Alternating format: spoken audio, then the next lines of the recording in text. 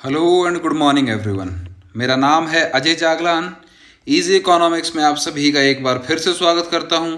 आइए बच्चों, स्टार्ट करते हैं हम लोग अपना आज का नया टॉपिक, जिसका नाम है the emerging challenges of rural development. के रूरल ग्रामीण विकास में और कौन कौन से चैलेंजेस हैं जो हमें फेस करने पड़ सकते हैं, फेस करने पड़ेंगे अदर देन एग्रीकल्चर।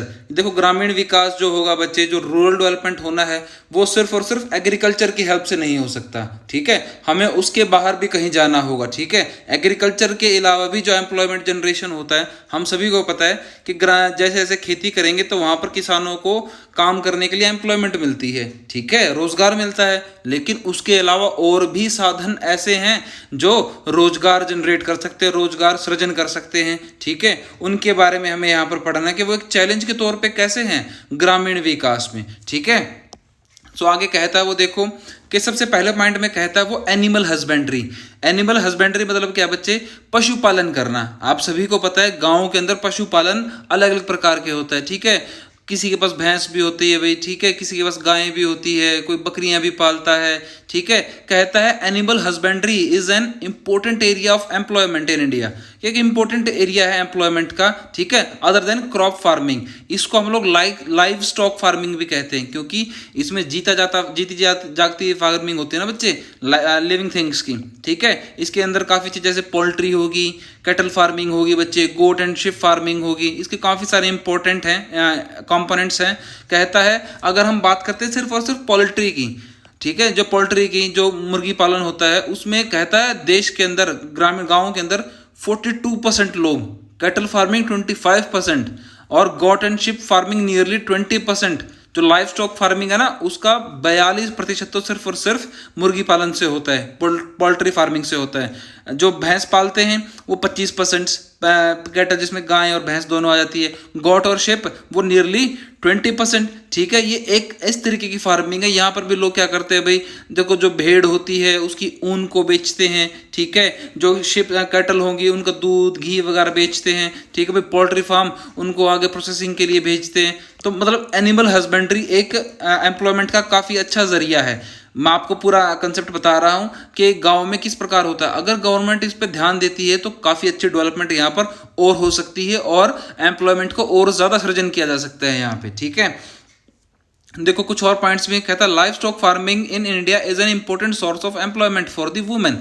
कि वुमेन्स के लिए भी एक एम्प्लॉयमेंट का अच्छा साधन है ये, क्योंकि यहाँ पर बच्चे मैक्सिमम मेनली के जो ज़्यादा पावर का काम है वो काम नहीं होता है यहाँ पे। ठीक है, तो महिलाएं इसको आसानी से कर सकती हैं। कहता है nearly 7 lakh small and marginal farmers in the country side, कि ऐसी एम्प्लॉयमेंट में देश के 7 लाख छोटे और मझोले किसान यहाँ पर उलझे, मतलब यहाँ पर लगे हुए हैं।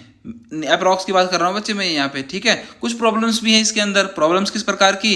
इसका साइज है। ठीक है, साइज के अनुसार अगर बात करें तो दुनिया की लार्जेस्ट है ये हमारे पास, लाइव स्टॉक फार्मिंग करते हैं हम लोग यहाँ पे। ठीक है, इसके पीछे और लेकिन फिर भी इन सब चीज़ों के बावजूद जो डेवलप्ड कंट्रीज हैं उनके अकॉर्डिंग जो क्वालिटी हमारे यहाँ पर वो काफ़ी पुअर है। ठीक है बच्चे, कहते हैं 2 प्रिंसिपल प्रॉब्लम्स है related to live stock sector are low productivity among backward और नो हाउ एंड, के जो प्रोडक्टिविटी है वो बहुत लो है।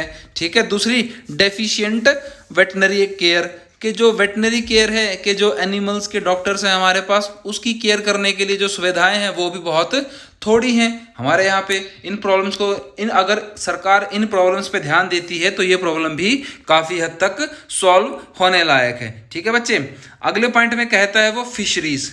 देखो बच्चे, ग्रामीण विकास की अगर बात करें तो अगर जो कोस्टल एरियाज में रहते हैं, या तो कोस्टल एरियाज में जो समंदर के आसपास रहते हैं, या फिर जो नदियों के आसपास रहते हैं, फिशिंग वहाँ पर मेनली वहाँ पर की जाती है। कहता है केरला, महाराष्ट्र, गुजरात, तमिलनाडु, ये सब हमारे क्या है, कोस्टल एरियाज हैं। ठीक है, कोस्टल स्टेट्स हैं। यहाँ पर जो फार्मिंग है वो सबसे ज़्यादा होती है। फार्मिंग कौन सी? फार्मिंग नहीं, फिशिंग यहाँ पर सबसे ज़्यादा होती है। ठीक है, और ये भी एक लाइव स्टॉक फार्मिंग का हिस्सा ही है रूरल एरियाज के अंदर।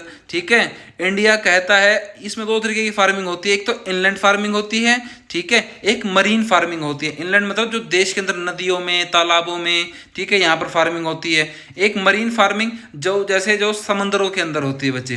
ठीक है, तो मेनली ये 2 सोर्स हैं इसके, और ये जो इनको हम लोग वाटर बॉडीज भी कहते हैं, जो इनलैंड और मरीन सोर्सेज है ना, इनको हम लोग वाटर बॉडीज भी कहते हैं। ठीक है बच्चे, कहता है कि भाई wide spread in depthness of the following communities makes fishing a vulnerable occupation, कि जो दुनिया भर में फैला हुआ व्यापार है ना, इसको काफ़ी अच्छा एक ऑक्यूपेशन बना देता है। Suggested that credit facility to be provided to the fishing communities, कि यहाँ पर क्रेडिट फैसिलिटी अगर सरकार पहुँचाए, उनको अच्छी नाव, अच्छी टेक्नोलॉजी, अच्छी मार्केट, वो सब प्रोवाइड करे बच्चे, ठीक है। सेकंड पॉइंट में माइक्रो फाइनेंसिंग थ्रू SHGS, कहते हैं कि जो स्मॉल हेल्पिंग ग्रुप्स हैं, सेल्फ हेल्पिंग ग्रुप्स हैं, उनके थ्रू माइक्रो फाइनेंसिंग करवाए उनको, तो वो अपने एरियाज़ को, अपने एम्प्लॉयमेंट जनरेशन को सुधार सकते हैं। और फिशिंग टेक्नोलॉजी अगर अपग्रेड की जाए तो भी जो हमारी कम्युनिटी है, ये फिशिंग का एरिया सेक्टर है, इसको भी काफ़ी हद तक डेवलप किया जा सकता है। ठीक है बच्चे। अगले टॉपिक में कहता है हॉर्टिकल्चर। हॉर्टिकल्चर क्या होता है बच्चे? देखो, हॉर्टिकल्चर को हम लोग हिंदी में कहते हैं बागवानी, ठीक है। किसान क्या करते हैं? फल की, फूल की खेती करते हैं। कहता है horticulture is an another alternative sources of employment in rural areas. ग्रामीण क्षेत्रों में हॉर्टिकल्चर, बागवानी भी एक अच्छा साधन है एम्प्लॉयमेंट जनरेशन का, ठीक है। जो क्रॉप प्रोडक्शन नहीं करते तो यहाँ पर वो एंगेज कर लेते हैं अपने आप को।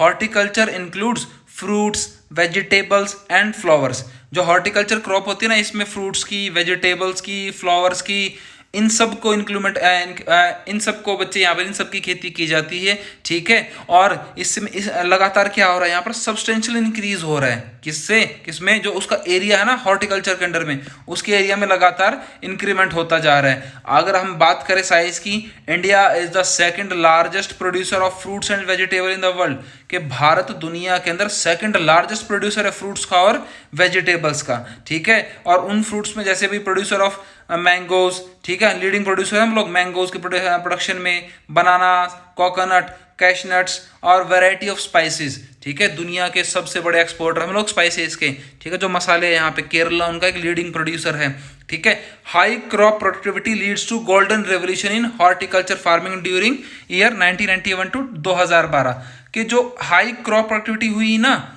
उसने एक जन्म दिया किसको? गोल्डन रेवोल्यूशन को। किसके अंडर में? हॉर्टिकल्चर फार्मिंग में, ठीक है। और उसका टाइम पीरियड कौन सा था? 1991 से 2012। याद रखना, गोल्डन रेवोल्यूशन पूछ सकते हैं आपका एमसीक्यू में या फिर 1 मार्क्स में, कि वो किस सेक्टर से रिलेटेड था, ठीक है। तो उसके अंडर में हमें बताना है। Horticulture is an emerging as an important means of substantial living in rural areas. गांव में आजकल ये जो सेक्टर है हॉर्टिकल्चर, इसको एक एम्प्लॉयमेंट जनरेशन और इनकम जनरेशन दोनों के लिए बहुत अच्छा सेक्टर मान लिया गया है, ठीक है।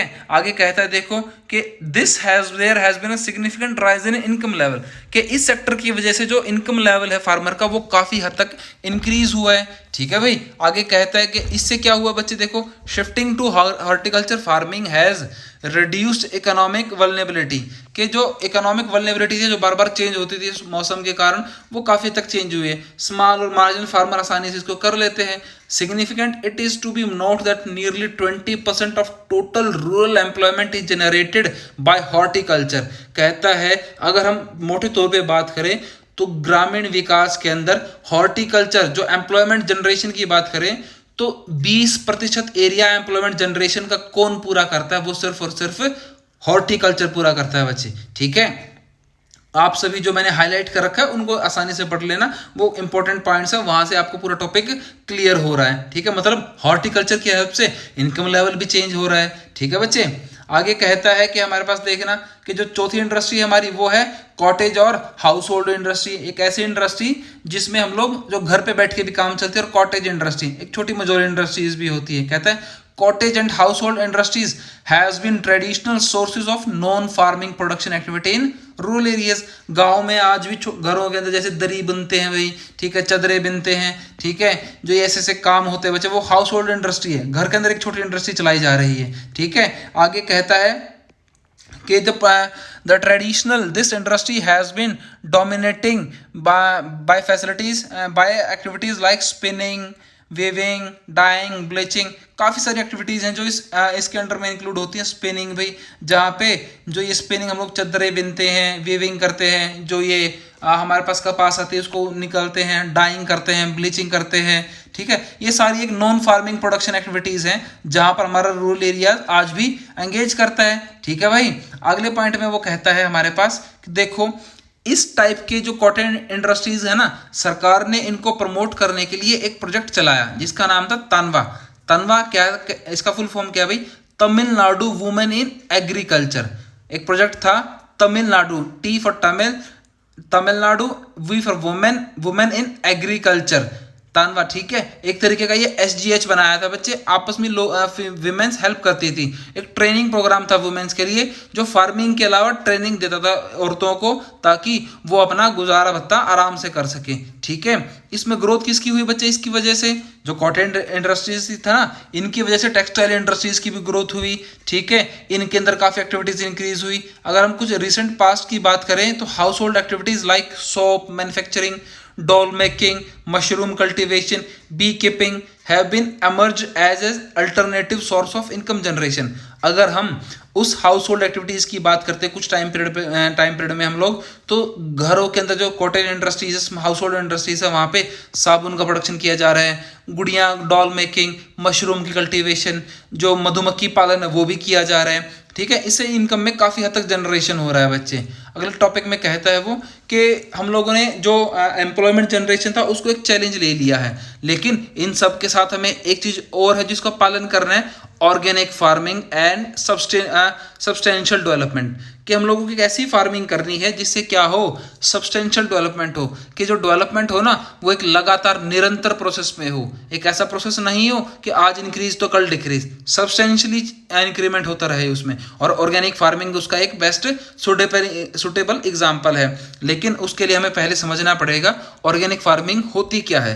कहता है organic farming is a system of farming that relies upon use of organic inputs. कि एक ऐसा क्रॉप एग्रीकल्चर का एक ऐसा सिस्टम है क्रॉप फार्मिंग का जिसके अंदर ऑर्गेनिक इनपुट्स पे ज़्यादा ध्यान दिया जाता है, उसके ऊपर बेस होता है ये सारा का सारा। ठीक है, इसके अंदर एनिमल मैन्योर्स, कंपोस्ट मटेरियल्स, उनके वो सब चीज़ें इंक्लूड होती हैं। ठीक है, इसमें केमिकल चीज़ों का, जो केमिकल इनपुट्स हैं like chemical fertilisers, insecticides, pesticides, इन सब का इस्तेमाल नहीं होता है यहाँ पे। ठीक है, उससे क्या होता है बच्चे, देखो ज़मीन भी ख़राब नहीं होती, जो फसल है वो भी अच्छी रहेगी।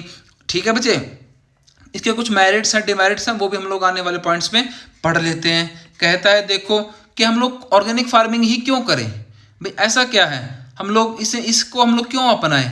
कहता है पहला, discard of use of non renewable resources. कि एक ये ऐसे रिसोर्सेज का इस्तेमाल नहीं करता जो नॉन रिन्यूएबल हैं।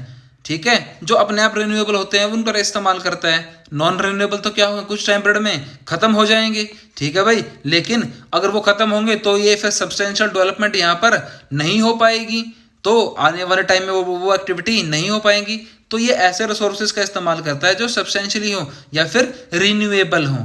ठीक है भाई, जैसे आप सभी को पता है जो पेट्रोलियम और केमिकल बेस्ड फर्टिलाइजर्स हैं वहाँ पर इनका इस्तेमाल नहीं होता, यहाँ पर सिर्फ और सिर्फ जो एनिमल वेस्ट है, कंपोस्ट है, उन सब का इस्तेमाल होता है और वो रिन्यूएबल हैं। ठीक है, क्योंकि यहाँ पर ये हमेशा रहेंगे बच्चे। दूसरा, एक एनवायरनमेंट फ्रेंडली भी है, क्योंकि केमिकल्स का इस्तेमाल नहीं होता तो एनवायरनमेंट को भी डिग्रेडेशन नहीं होता। और थर्ड पॉइंट में कहता है सस्टेन सोइल फर्टिलिटी। अगर केमिकल का इस्तेमाल नहीं होगा, फर्टिलाइजर्स का इस्तेमाल नहीं होगा, मैन्योर्स का इस्तेमाल होगा, ठीक है, इंसेक्टिसाइड पेस्टिसाइड का इस्तेमाल नहीं होगा, तो ज़मीन अपनी उर्वरक क्षमता को बनाए रखता है। वरना जो फर्टिलाइजर्स क्या करते हैं बच्चे, वो कुछ टाइम पीरियड के लिए उर्वरकता क्षमता को बढ़ा देंगे, लेकिन जो सॉइल इरोजन है उसको वो इंक्रीज कर देंगे। नेक्स्ट पॉइंट में कहता है कि जो फार्मिंग है, सॉइल फर्टिलिटी है, वो एक सब्सटेंशियल डेवलपमेंट को काफ़ी हद तक इंक्रीज करता है, क्योंकि इससे जो निरंतरता है वो लगातार बनी रहती है। फोर्थ पॉइंट में कहता है हेल्थियर एंड टेस्टियर फूड।